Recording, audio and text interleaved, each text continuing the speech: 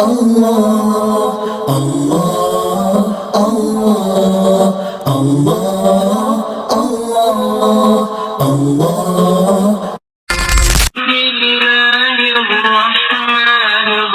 اللہ رب العالمین والصلاة والسلام علی سید المرسلین وعلی آلہ وصحابہ اجمعین، اما بعد، رب اشرح لی صدری ویسر لی امری واحلل عقدۃ من لسانی یفقہوا قولی، رب زدنی علما، رب یسر ولا تعسر وتمم بالخیر۔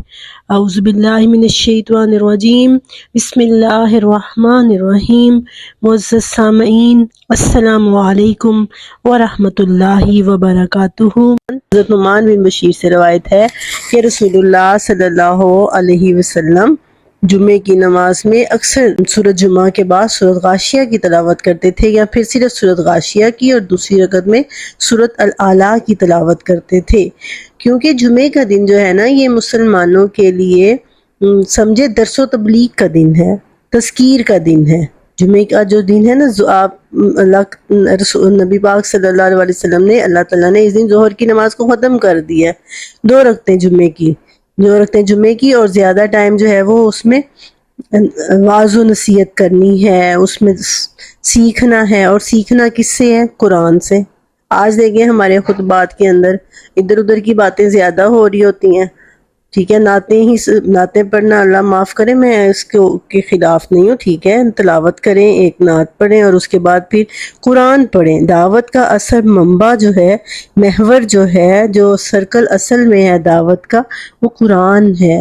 وہ اللہ نے قرآن کو قرار دیا ہے۔ وہ عربی لوگ تھے تو وہ صرف قرآن کی تلاوت سے ان کو سمجھ آ جاتی تھی اس میں کیا ہے، تھوڑا بہت وہ سرکمسٹینسز بتانے پڑتے تھے کہ کن حالات میں یہ نازل ہوئی یا اس وقت کیا صورتحال تھی، تو جس سے ان کو سمجھ آ جاتی تھی۔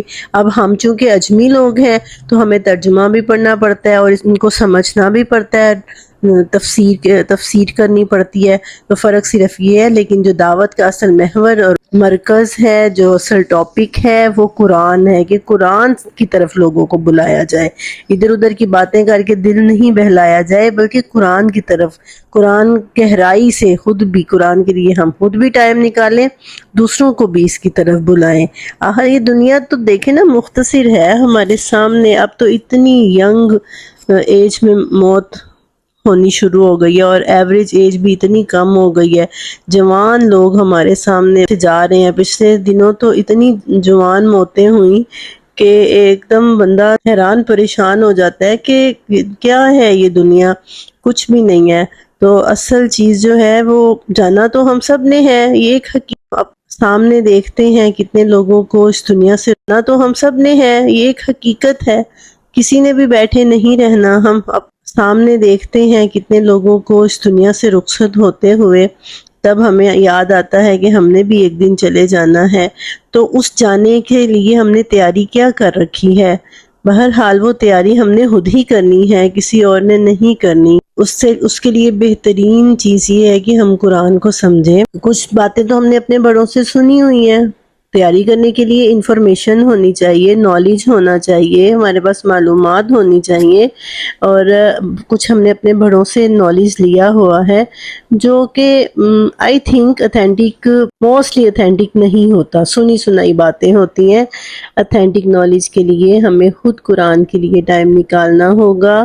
قرآن کو سمجھ لینے سے ہماری بہت سی مشکلات حل ہو جائیں گی۔ قرآن کو سمجھنے میں ہی حدیث کا علم بھی آ جائے گا، قرآن کو سمجھنے میں بہت سی چیزیں جو ہے وہ کلیئر ہوتی چلی جائیں گی۔ اللہ تعالیٰ نے قرآن پاک میں ایک جگہ پہ فرمایا نا، فَذَكِّرْ بِالْقُرْآنِ مَن يَخَافُ وَعِيدِ، کہ جو میری وعید سے ڈر ہے، جس کے اندر دوبارہ جواب دہی کا احساس ہے، جس کے اندر، اس کو کس چیز سے نصیحت کرو؟ بالقرآن، قرآن سے اس کو وصیت کرو، قرآن سے اس کو نصیحت کرو، قرآن سے اس کو ڈراؤ۔ تو قرآن کی کلاسز کے لیے ٹائم نکالنا، قرآن کا ترجمہ سمجھنے کے لیے ٹائم نکالنا۔ اب تو یہ یوٹیوب اتنا اچھا سورس ہے ہمارے پاس، کہ پہلے تو یہ ہوتا تھا کہ ٹائم نکال کے تو ہم نے جانا ہے کہیں مدرسے میں یا اسلامک سینٹر یا کہیں کسی جگہ پہ جا کے وہاں پہ ہم نے بات کرنی ہے. تو اب تو یہ اتنا اچھا سورس ہے ہمارے پاس کہ ہم چلتے پھرتے ہم کوئی کام کر رہے ہیں, ہم کچن میں کھانا بنا رہے ہیں اور ہم گھر میں اکیلے ہیں, فارغ ہیں بیٹھے ہوئے, تو ہم یہ اب پروگرام آن کر دیں, سنتے رہیں. فجر کی نماز کے بعد آپ اٹھے ہیں, نماز پڑھی, اس کے بعد قرآن پاک پڑھا, اس کے بعد ایک پروگرام سن لیا, رات کو سونے سے پہلے سن لیا, کیونکہ فون ہر بندے کے ہاتھ میں ہے, عادت ہوتی ہے ہمیں. تو بہرحال مقصد یہ ہے کہ ہمیں ٹائم نکالنا چاہیے. 1 گھنٹہ, آپ دیکھیں 24 گھنٹے ہوتے ہیں نا ہر روز, دن رات کے 24 گھنٹے, اس میں سے آدھا گھنٹہ نکال کے اگر ہم قرآن کو سمجھ لیتے ہیں تو ہماری آخرت سنور جائے گی, دنیا بھی سنورے گی, آخرت بھی سنور جائے گی. ہماری موت کے لیے, آخرت کے لیے تیاری ہو جائے گی. تیاری کے لیے جو انفارمیشن چاہیے, جو معلومات چاہیے, اس کا بہترین سورس قرآن ہے. تو آئیے قرآن کی طرف پلٹیے, قرآن کے لیے ٹائم نکالیے, کیونکہ بہترین ذریعہ جو ہے اللہ تعالیٰ نے کہا ہے, اللہ تعالیٰ نے فرمایا ہے, وہ قرآن ہے, اللہ کی کتاب ہے نا, اللہ کی کتاب جو پوری کائنات کا مالک ہے, انسان کو بنانے والا ہے, انسان کی ہدایت کے لیے اس نے بھیجی ہے. تو سورۃ الغاشیہ جو ہے یہ تذکیر ہے, اس میں اللہ تعالیٰ نے نصیحت کی ہے. تو اب آئیے ہم سورۃ غاشیہ کا ترجمہ کرتے ہیں, اور ترجمے کے ساتھ ساتھ ہی ہم تفسیر بھی کرتے چلے جائیں گے, ٹھیک ہے. لیکن اس سے پہلے میں تھوڑا سا بتا دیتی ہوں سورۃ غاشیہ جو ہے وہ کن حالات میں نازل ہوئی تھی. ہم اس چیز کو لے کے چل رہے ہیں نا کہ ہم پہلے سورت کا ریفرنس ٹو دی کانٹیکسٹ, پہلے سورت کے بارے میں ہم تھوڑی سی بات کریں گے. ایک تو میں نے آپ کو بتایا کہ سورت غاشیہ جو ہے یہ رسول اللہ صلی اللہ علیہ وسلم اس کو جمعہ اور عیدین کی نماز میں پڑھا کرتے تھے.